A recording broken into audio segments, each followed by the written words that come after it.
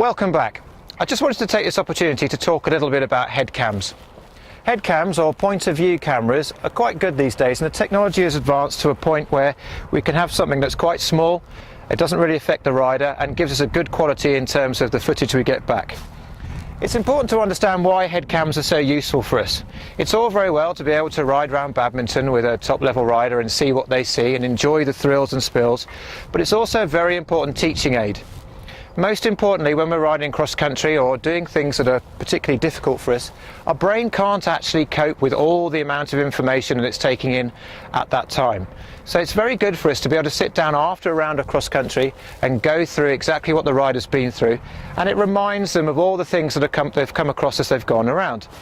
Now this, from a teaching point of view, is fantastic. We can actually then completely diagnose what's been going on and try and make some interventions to move forward in the future.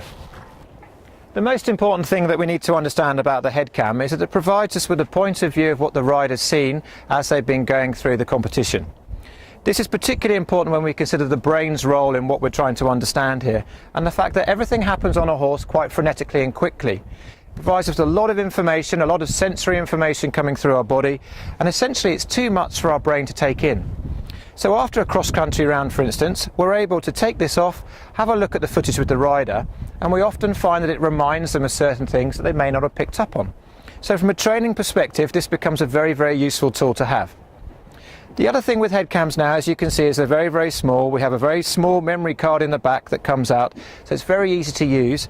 But we're also looking at how we can use GPS within these systems to allow us to track the rider across country, to look at speed over fences and away from fences, again so we can gain more information to help the rider improve each time.